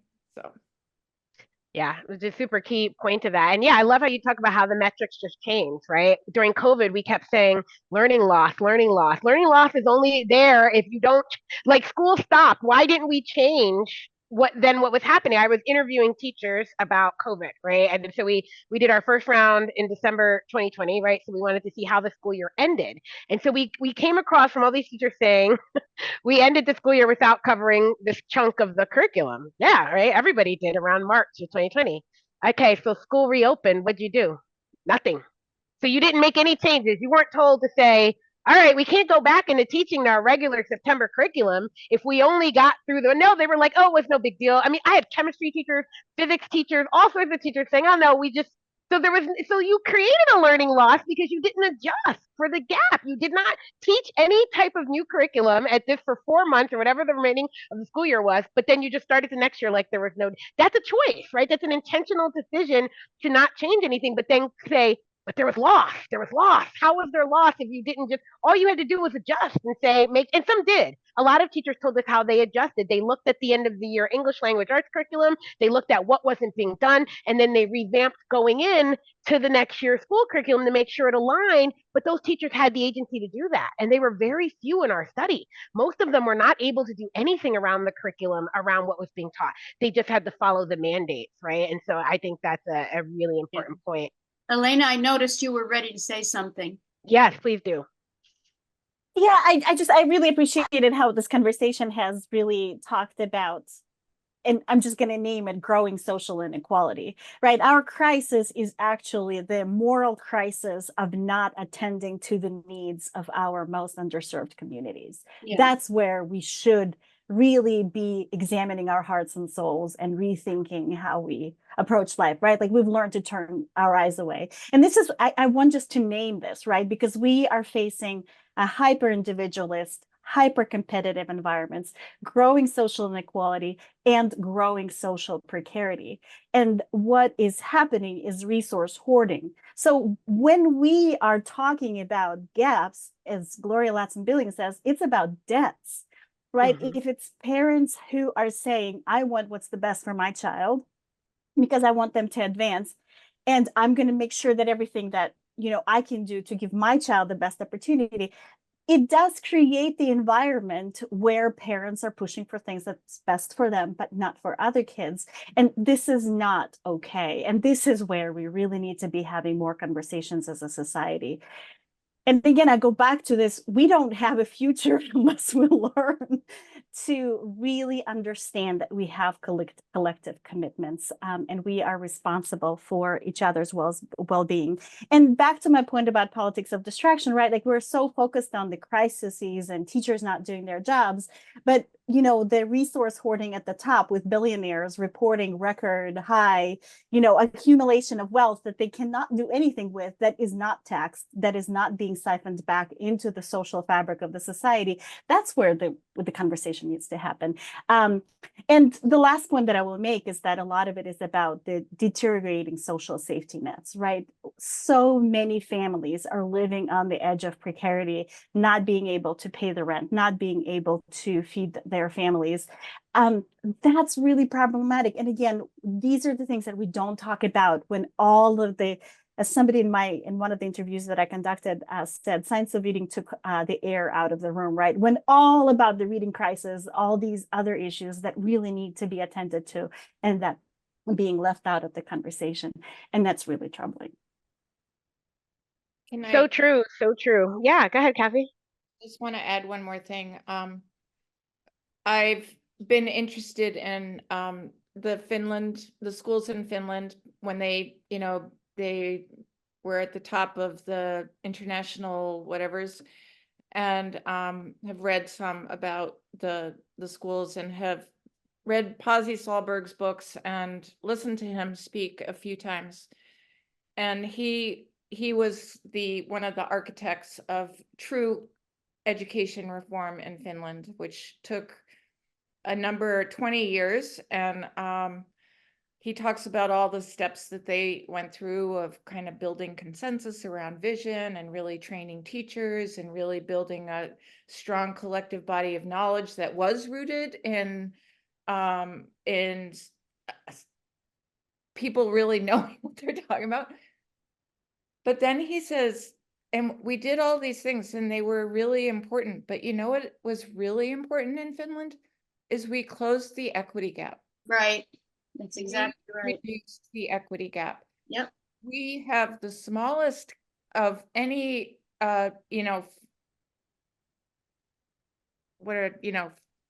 first, like any affluent nation anyway. We have the smallest gap between rich and poor. And we have, in the United States, we have the biggest gap between rich and poor, and it's only getting bigger. And he makes such a powerful argument about that. And I think we have to figure out a way to come back to that argument, as Elena was saying. It's historically been turned against teachers, saying, you just say you can't teach these kids because they're poor, or it's racist because you think these kids can't learn, or you just don't want to work that hard. And anybody who has ever worked in an underprivileged school or a poor school in a poor neighborhood with kids who don't all speak English, and kids with special needs, and kids who come from real traumatized neighborhoods, can tell you that it really matters. Like, really makes a huge difference. And I could tell, gazillion stories about my own experiences of seeing that, but we have to change that narrative somehow. Yeah, that's an important point. And I think also we know Pasi Sahlberg. We had him on a couple of summer institutes. I remember you and I, Nancy, with Pasi and William Doyle, had a nice conversation on their book about play. But one of the things that I did meet the first time I met Pasi. He told me something interesting. He told me what Kathy just said about narrowing that gap between rich and poor. And then he said to me, you know how we did it?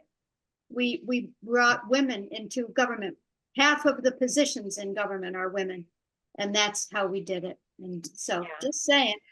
Yeah, I think he's also talked about, though, that there are conservative forces. Elena made that point in play in Finland and other those countries that are challenging them as well, too, right? As those countries, like we always uplift the social welfare democratic countries like Finland and Sweden and Norway as your really good countries, but they are being tested now as they can they hold on to their egalitarian values as their countries deal with more immigrants, right? And so there's a conservative movement afoot in those countries to punish the immigrants who are coming there, which then threatens those programs that they've had as well too. We've also have, very diversity in this. Everyone's like, why aren't we like Finland? I'm like, because we still have people who believe other people's children don't get the same, right, as their child, right? And so now those countries, as they get more brown, as they get, more languages being spoken, as they get more Muslims, more different people, they're also being challenged, right? Because that's how conservative movements work. They play on the fears of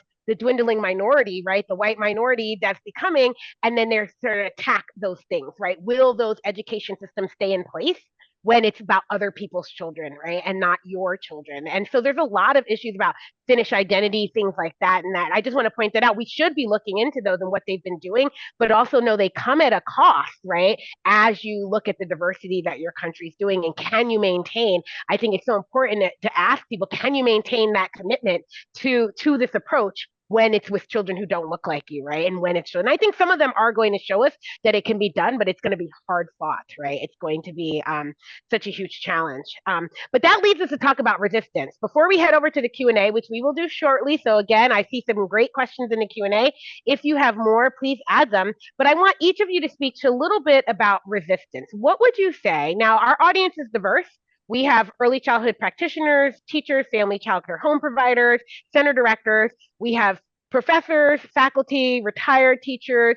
We have parents. We have people who just care about children, right? So it's diverse. But what would you say to them is about a way that they can resist, whether it's the testing, whether it's the science of reading, whether it's the attack on DEI?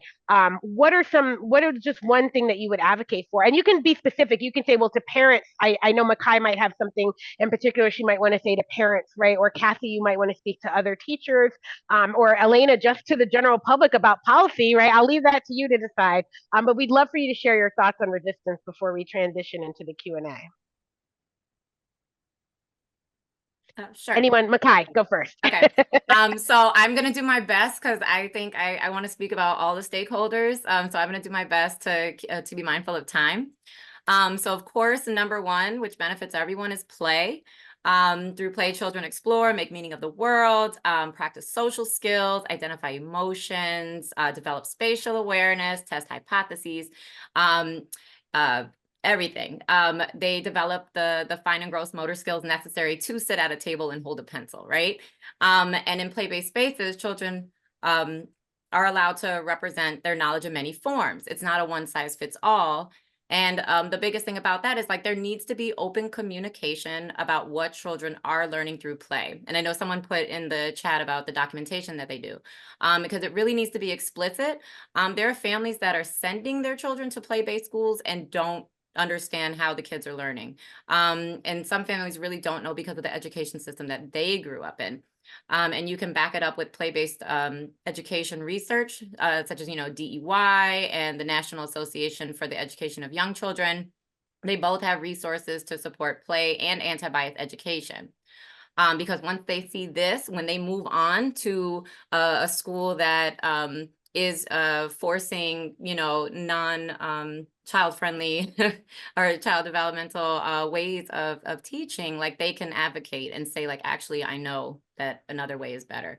Also building strong relationships with families, listen to them, make the connections. I know partnering with families can be tough, but it's easier to have dialogue when you disagree if there's a foundation of trust. Also look at, like, what space is available to have meaningful conversations among families. So, for example, I lead a parent book club where families can come together and discuss not only what they read, but also share personal experiences. And so everyone is learning from each other. in terms of like educators, administrators, directors, evaluate your school and your school community. So what's explicit in your school's mission? How can you capitalize on what is being expressed as the school's values and use that to make a stronger case for implementing DEI efforts or challenging a book ban, even if it's in baby steps? And also find a community within and outside of your school working towards equitable early childhood experiences. Look for local social justice education organizations or create one. The Zen Education Project has resources and events on teaching truth. And also the Rethinking Schools publication provides real stories from the classroom that are really helpful. And then Elena, you reminded me that there's a public policy forum every year that NACCE sponsors that can really help folks learn how to advocate in their states with their representatives. Not just, it's typically for like funding for early childhood overall, but that could be an opportunity to reach out about specific things that are impacting your community or your state. And then finally, I want to call attention to the Highlander School in Atlanta, which is led by Rukia Rogers as a model of liberatory early childhood education.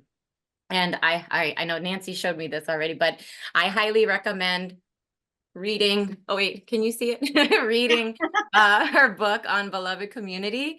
It will force you to rethink your teaching practice and your view of children. And also another thing you can do with the kids is provide children with examples and language. And so this is the newest publication from the First Conversation series. And this one is called We Care, a first conversation about justice. And it's really excellent on how we can take care of each other.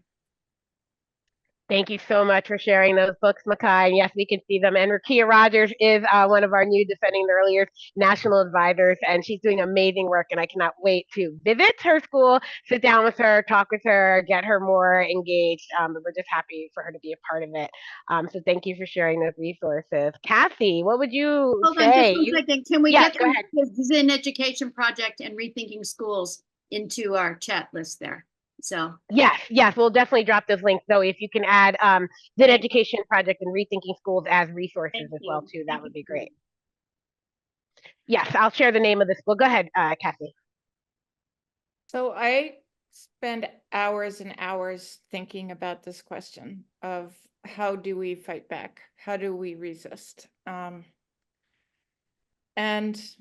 one thing I heard, and there's a lot to fight back on, like climate change, fighting, our elections, our system of there's so many things that we can be fighting back. But I think, we're all clearly here because we're educators and we deeply care about schools.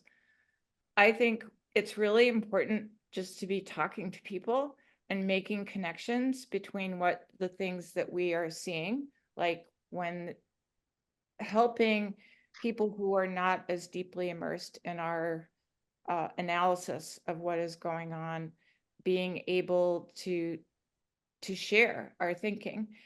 I think that I think that teachers are really trusted people for the most part with parents. I know there are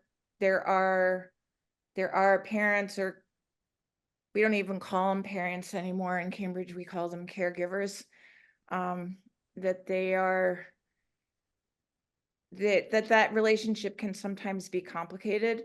But I think it's gotten more complicated because you can't even drop your child off in their classroom anymore in our school. Like, you stop at the front door. A parent stops at the front door. You say goodbye to your child, they go in the door. And I think this is true in many places. So it's creating this real divide between teachers and parents. And I think that it's really important for people to figure out ways to overcome that divide. I think, and again, I'm not quite sure. I know I shared about the group that we have here in Cambridge. There are about 15 or 20 of us now that we meet on a regular basis, and we've been writing letters to the editor of our local newspaper to talk about our experiences. We feel like as retirees, like I've been retired now for 6 years, and as a retiree, I cannot be fired for speaking out. I can't be intimidated by the superintendent for speaking out. I can't, I live in my community and I try to talk to parents and people in my community. So we've been encouraging other retirees to share their stories. And that's kind of where my book came from. It's like, you don't understand how dramatically different school used to be and how it has changed. And so we're trying, I think people learn a lot about that through stories and sharing your own experiences. And I have to say, I'm not super up on the social media thing, which is part of there's a generational divide there that I'm trying to figure out how to overcome. But I think somehow the people who have been there need to share more with the people who are there now. And that's where I've been putting a lot of my energy, is trying to organize people who are retired and get their stories out there. We're also organizing a ballot initiative in Massachusetts to end the high school, the high stakes testing, so that kids can't be denied a diploma if they don't pass the test in high school. And that's the one other place that I feel very strongly about, that our unions are our natural place to push back. Like, their unions are for working people. Unions have structures, they have experiences, they have a lot of organizing wisdom. And I keep encouraging people to connect to your union and to share your stories through your union brothers and sisters. Thank you so much for sharing that, Kathy. Super important. Elena, I know you have some things to share. I thank you for answering those questions. So some of you, if you posed a question directly to Elena, she answered that in the chat. But I also let you know there is a question about the link between conservative movements or anti-progressive education and pushing down the start of school with the start age, and I haven't heard of that, so I just put that in there to see if that's anything you can touch upon as you talk about your thoughts about resistance. So I saw that question and I'm mulling over it. I haven't seen that connection yet, but I'll pay attention to it moving forward in my research. So thank you so much for raising this. And I just want to thank the panelists who spoke before me. I really appreciate it. And building on what Kathy said, if you're in the field where there is no union, create one. Right, because I understand that, you know, public schools, it might be different from early childhood contexts, but there's always opportunity to create groups, coalitions, and organize. Labor needs to organize better, and we need to learn to fight for our rights better. I also want to, again, say how much I appreciated hearing, you know, how retirees are writing letters to the editors. I do the same thing supporting my students who are leaving the profession, and I respect the fact that the profession has become unbearable, and I help them write the letters. You know, they're goodbyes, but there's still the cry of the soul that what's happening is just unbearable. It needs to stop. And this is the point that I wanted to make. The fascinating thing to me about the science of reading was how much it gained traction through stories. Because if you think about Emily Hanford's reporting, it's storytelling. It really is, I'm not afraid to say this, manipulative storytelling. It pulls at the strings of your soul, but at the end of it, it is about a story, not about really solid evidence. And I think this is where we need counter stories. Yes, we need to have research. Yes, we need to know the evidence, and we need to know how to respond to the evidence that is being presented when it is presented. But at the end of the day, we need to raise our voices. I teach my students, your voice matters. You might feel like you're alone. You're not alone. You raise your voice to find like-minded people, and you build collectives and collaborations and coalitions to raise a collective voice. And I think if more of us were writing about all the issues that are happening, about the negative effects of what it means to standardize curriculum, to push testing into preschools, the way it's being done now, the negative effects of book bans, and all of those things. If we were just raising more voices, I think we would have a better chance of being heard and building broader, wider coalitions. And again, I think the power of the conservative movement is that they managed to get the loudest voices and amplify them to make it look as if those loudest, angriest voices represent the consensus. And the reality is they don't. When parents are actually surveyed, they don't have the same concerns about DEI as super conservative folks do, but they remain silent, and we can't remain silent. Now is not the time to be silent. And the point that I've been saying, thinking about places where we can build coalitions and build collectives, whether it is in the local context, whether it is at the state level, having meetings with folks with whom we can strategize around the issues that we care about are really important.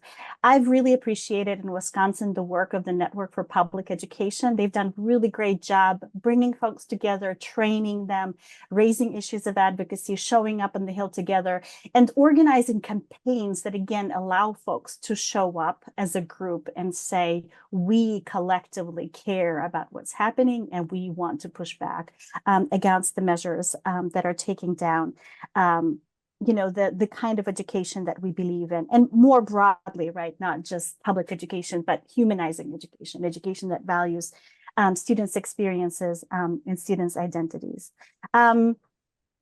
I want to say that, journalists are trying to investigate these issues, and they're asking questions, and we need more stories out with the evidence of what's happening at each classroom level, at each school level, at each community level.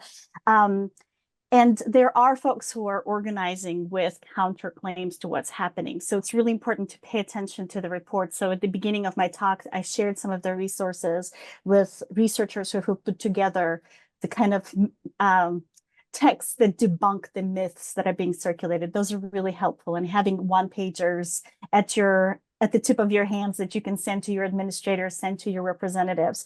And this is where I'll close. I think, advocacy matters, but advocacies are ultimately about a relationship.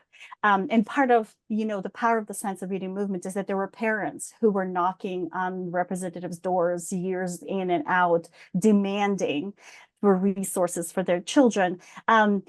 But they built those relationships with the representatives. They went out for coffee. They had chats, every now and then. And I think we need to do more, again, as a group of educators, to say, ultimately, we want the best for our society, for our children. Can we have a conversation about what you care about, what we care about, and how we can find a way to build consensus around what ultimately will sustain democracy in this country?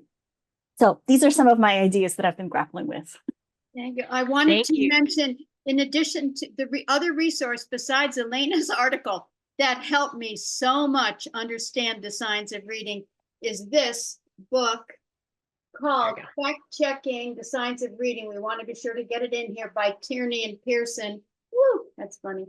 But it is full of actually taking point by point the points of the science of reading movement and actually examining them and giving the facts about the research, about the reading crisis, about the instructional methodology, about the claims, false claims. And they start out saying a lot of the claims in the podcast are basically false, and they are, but they show you why and give you all the information. So if you're going to get organized and you're going to try to do anything in an advocacy way with others, it's really good to have this handbook. You can download it for free or buy the book, but it's a great tool.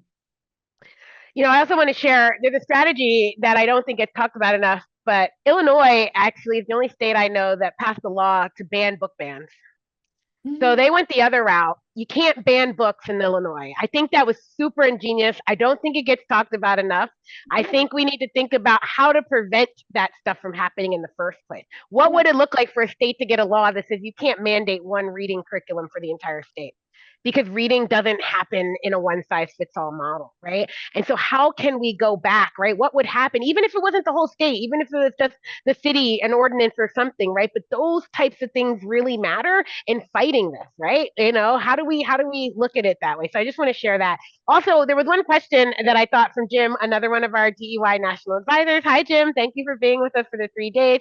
It also came up in the chat, and it also came up in another conversation I was having, this science of movement. And do you think there's any reason why we might want to play it? Like someone talked about, should we talk about the science of play, right? So is there thoughts around, should we try and recapture that movement into rethinking like the science of child development, the science of play?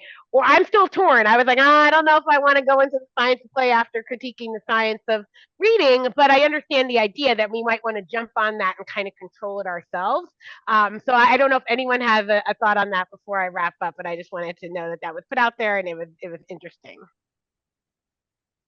I think there's a lot more evidence, real scientific evidence or research on the science of play than the science of reading. Yeah. Exactly, right? Yeah. Decades. Yeah. Decades. We have so much research on play and how valuable play is. Exactly. I've been studying play, and it's Yeah. super important. And maybe that's what it needs. It needs a science of play. But then I get a worry that it turns into teacher-directed, guided, scripted play. Right? Like, can you have a science of free play? Can you have a science of like child-driven, child-directed play? So that might be a possibility. Well, we're gonna have to leave it at that. I am just so delighted. 3 days of just amazing conversations. Nancy co-modded with me 2 days. Just thank you again so much for your unwavering support to the work, to starting defending the early years, for my allowing me to run it in the way that I see fit, and always being supportive. It's just been so great to have you, the rest of my staff as well, my board, Blakely and Jerry Lynn, my project coordinator, Zoe Kim, and our intern, Alden Parker, and everyone else who supports DEY. I just want to thank you, all of our national advisors, many who are here, Carol, Peter, Jim. I've seen you in the comments. I know others are watching or will watch, so thank you. And to our panelists today, Makai, it is always so great to, we ran into each other at some point in DC, and we've just stayed connected, and you are just amazing. The work you do is just amazing. And your level of preparation for this always blows me away. You're so wanting to be prepared, and I'm like, you're fabulous. You don't need that much preparation. So thank you so much for that as well, too. Elena, it was just like synergy that we are talking about the science of reading. Nancy's getting fired up. Have you read this? I haven't read this. And then I was like, we got her. And she's like, we got her late. She said, yeah, man, I emailed her. And she said, yes, we got her. And it was just perfect timing. So thank you for being responsive and jumping in. And we hope that you'll stay connected to DEY. If you ever want to publish something, a blog, an article, anything, we'd love to publish your work. And if you're willing to share those slides with the audience, let us know. We will definitely do that. And Kathy, I've been talking about testing in Massachusetts with you for a long time now in different events. And I'm so great that you could be a part of this conversation. It doesn't matter whether you're an early childhood teacher, you understand education, you understand young children, and your perspective here is super important. So thank you all so much for joining us. So really quickly, I just want to share a little bit about how DEY is going to be resisting and has been resisting and will continue to be resisting in these fields. So first, I mentioned earlier, we do have the Banned Book Club. It is something that we started almost a year now, I think, or this year at least, where we are having people share books, children's books that are banned or challenged, and we're promoting those. So we really hope, if you haven't read any of the amazing videos, check them out. The link to the website is going to be in the chat.